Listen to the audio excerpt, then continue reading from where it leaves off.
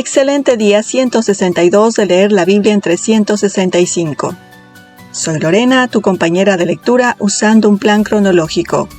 Bienvenido al podcast de Alrededor de mi Mesa, inspirando simple hospitalidad. Existimos para ayudarte a conocer a Dios y darlo a conocer. Seas un novato o experimentado creyente, gracias por venir. Si te sientes sabio, regálanos un me gusta. Y compartir este podcast es una acción sabia. Prepara tu Biblia.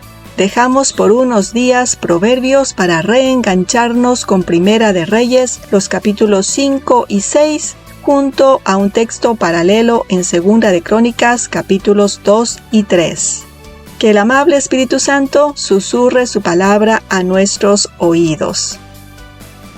Repasando un poco el final de Primera de Reyes 4, la sabiduría de Salomón era famosa en todo el mundo. Su reinado trajo un periodo de paz y prosperidad a Israel, preparando el escenario para grandes proyectos. Entremos a desmenuzar juntos Primera de Reyes capítulo 5, versos 1 y 2. Salomón contacta a Hiram, rey de Tiro, un reino vecino famoso por sus hábiles artesanos y sus abundantes recursos de cedro. El enfoque diplomático de Salomón hacia Hiram demuestra su sabiduría. Reconoció la necesidad de recursos externos y mano de obra calificada de la que Israel carecía. Esta colaboración fue más que una simple solicitud, también fue una estrategia para fortalecer alianzas y asegurar los mejores materiales y artesanos para este asombroso proyecto. Versos 3 y 4. Salomón menciona la incapacidad de su padre para construir el templo debido a las constantes guerras. Con la paz establecida, Salomón ve la oportunidad de cumplir esta misión.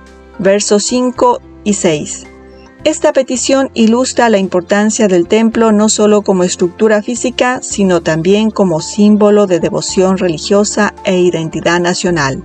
La previsión de Salomón al solicitar la ayuda de Hiram demuestra su dedicación a la calidad y su reverencia por esta obra sagrada.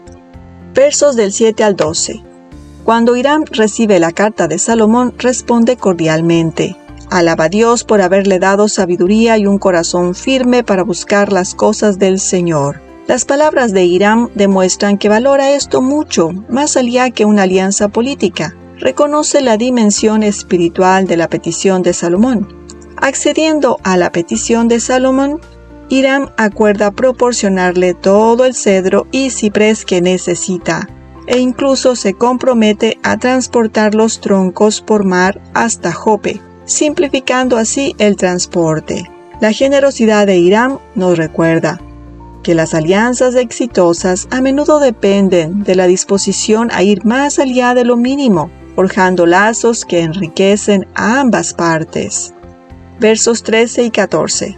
La movilización de una gran fuerza laboral por parte de Salomón resalta la enormidad del proyecto del templo. El reclutamiento de obreros de Israel refleja la importancia nacional de la construcción del templo, involucrando a toda la nación en esta sagrada labor.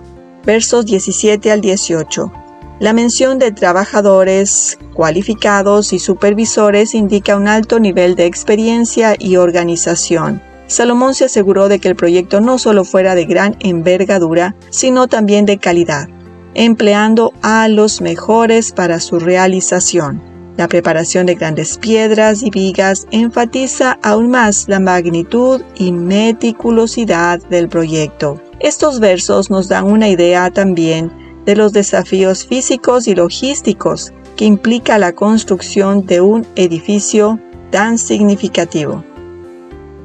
Desmenucemos Primera de Reyes 6, verso 1. Exactamente 400 años después de que Dios cumpliera su promesa de sacar a los judíos de Egipto y después de colocar firmemente a los judíos en control de la tierra prometida, Dios le ordenó a Salomón que comenzara a construir el templo, enfatizando el tan esperado cumplimiento de la promesa de Dios de una morada permanente. Dios prometió repetidamente a los patriarcas que Él convertiría a los judíos en una gran nación y les daría la tierra prometida. Eso lo leemos en Génesis 15:5, Génesis 26:4, Génesis 28:3, Deuteronomio 10:22 y otros. Dios también prometió que nunca olvidaría su pacto con su pueblo. Nunca romperé mi pacto con vosotros. Eso lo leemos en Jueces 2:1. Entonces me recordaré de mi pacto con Jacob y me acordaré también de mi pacto con Isaac, y asimismo de mi pacto con Abraham, y me acordaré de la tierra. Eso lo leemos en Génesis 35, versículos 11 y 12, y Levítico 26:42. Los judíos tuvieron que esperar a que las promesas de Dios se cumplieran, pero el templo debía demostrar que sus promesas eran reales y podían ser permanentes. Si los judíos obedecían, podrían vivir indefinidamente en la tierra prometida. Dios le reveló a David los planos exactos del templo. David se los transmitió a Salomón para que los construyera. Entonces David dio a su hijo Salomón el plano del pórtico del templo, sus edificios, sus almacenes, sus aposentos, sus habitaciones superiores, sus cámaras interiores y el espacio para el propiciatorio y el plano de todo lo que tenía en mente para los atrios de la casa del Señor y para las habitaciones circundantes, para los almacenes de la casa de Dios y para los almacenes de las cosas sagradas. Eso lo leemos en Primera de Crónicas, capítulo 28, versos 11 y 12. Dios no solo le dijo a David cómo debía construirse el templo, sino que también declaró que Salomón sería quien lo construiría. Él edificará una casa a mi nombre, y yo afirmaré el trono de su reino para siempre. Eso lo leemos en 2 de Samuel, capítulo 7, verso 13. He aquí, pienso edificar una casa al nombre del Señor mi Dios, como el Señor le dijo a mi padre David. Tu hijo, a quien pondré en tu trono en tu lugar, él edificará la casa a mi nombre. Eso lo leemos en Primera de Reyes 5:5. Salomón fue fiel en la construcción del templo, tal como Dios le reveló a David. Dios también quiere que vivas fielmente, según su palabra, aunque no la entiendas. Versos 2 al 6. Usando los planos que Dios le reveló a David en Primera de Crónicas 28, 11 y 12, Salomón fue obediente al construir el templo en las dimensiones exactas que Dios le ordenó. El templo tenía aproximadamente el doble de dimensiones que el tabernáculo. Era 3 veces más largo que ancho y la mitad de alto que largo. Este era solo el edificio principal.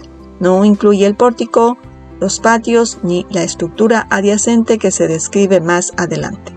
El templo era llamado la casa del Señor. En cuanto a la casa que el rey Salomón edificó para el Señor, eso lo leemos en Primera de Reyes 6:2. Dios mora en el cielo, pero permitió que su gloria morara en Israel con los judíos. Primero su gloria moró en el tabernáculo. ¿Lo recuerdas? Que me construyan un santuario y yo moraré entre ellos. Eso lo leímos en Éxodo 25:8. Habitaré entre los hijos de Israel y seré su Dios. Eso lo leemos en Éxodo 29, verso 45. Y andaré entre vosotros y seré vuestro Dios y vosotros seréis mi pueblo. Eso lo leemos en Levítico 26:12. El templo que Salomón construyó fue en honor a Dios. En el libro de 2 de Crónicas, capítulo 3, la Biblia revela que Salomón comenzó a edificar la casa del Señor en Jerusalén, en el monte Moria, donde el Señor se había aparecido a David su padre, en el lugar que David había preparado en la era de Ornán el Jebuseo. Comenzó a edificar el 2.º día del 2.º mes del 4.º año de su reinado. El templo era el lugar donde la gente acudía para encontrar expiación. En el monte Moria, Abraham ofreció a Isaac como sacrificio. Eso lo leemos en Génesis 22, del 1 al 19, y aquí Jesús también realizó el sacrificio supremo para que todos los creyentes pudieran vivir. Eso lo leemos en Juan 3:16. Volviendo al relato, versos del 7 al 10. El templo fue hecho con piedras que fueron cortadas en canteras y luego trasladadas al templo sobre rodillos, donde luego fueron colocadas juntas en silencio, en reverencia. Versos del 11 al 13. Dios se alegró con los esfuerzos de Salomón, entonces prometió que su gloria moraría en el templo, pero esto estaba condicionado a la obediencia de Salomón y sus descendientes. Dios quiere la obediencia de Salomón más que sus sacrificios. Eso lo leemos en 1 Samuel 15:22. Versos 14 al 22. Después de construir la estructura exterior, Salomón hizo que sus constructores crearan el santuario interior, donde se hizo posible la verdadera comunión con Dios a través de la sangre de la expiación. Recubrió de oro la casa hasta que quedó terminada. También recubrió de oro todo el altar que estaba junto al santuario interior. Si se supone que un codo son 45 centímetros, el santuario interior tenía forma de cubo de 9 metros. Este espacio tras el segundo velo se llamaba el lugar santísimo. En esta habitación se guardaba el arca del pacto. Era similar al lugar santísimo dentro del tabernáculo. Eso lo leemos en Éxodo capítulo 26, versos 33 y 34. Versículos 23 al 35 detalla la construcción de intrincadas tallas de querubines, palmeras y flores abiertas, así como el uso de capas de oro. Estos detalles artísticos no solo realzan la belleza del templo, sino que también lo impregnan de un rico significado simbólico.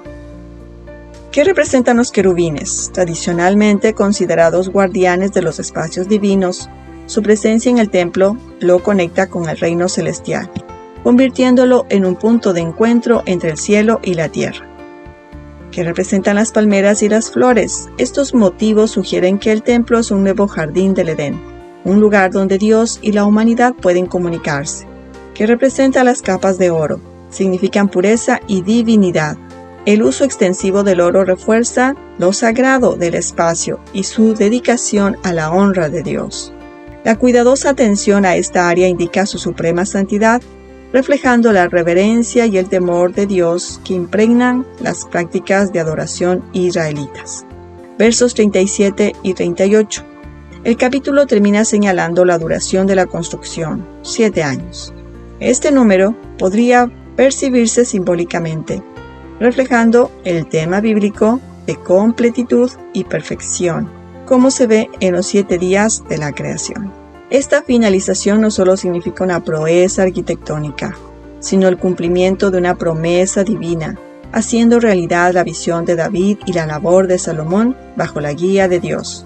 Con el templo, Salomón proporcionó a Israel un lugar centralizado para el culto, que se convertiría en el corazón de la vida religiosa y un símbolo de unidad nacional. Acerca de Segunda de Crónicas, solo queremos hacer mención los versos 15 al 17 del capítulo 3, porque el texto contiene el mismo relato.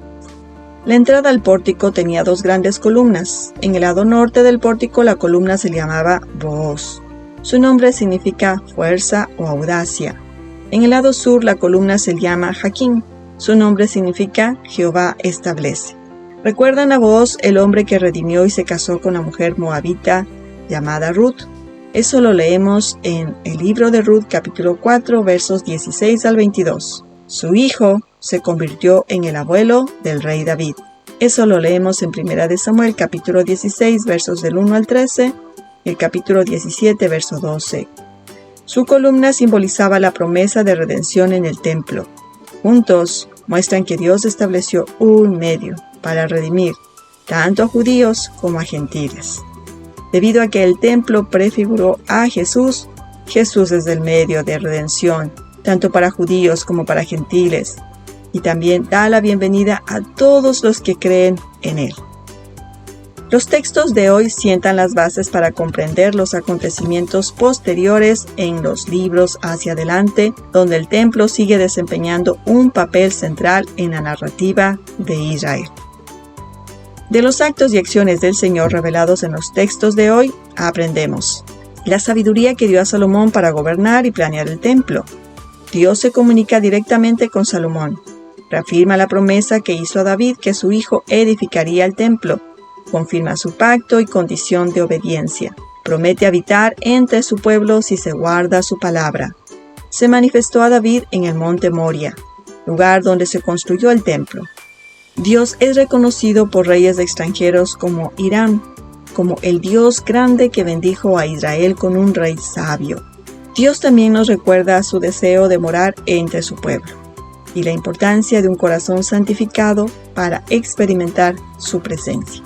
Hemos terminado por hoy. Gracias por venir. Siempre es un placer tenerte. Centro de Devoción, Escrituras Inspiradas, Suplemento Bíblico nos ayudaron a nutrir el resumen.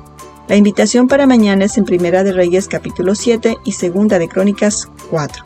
No tenemos la misión de construir un templo.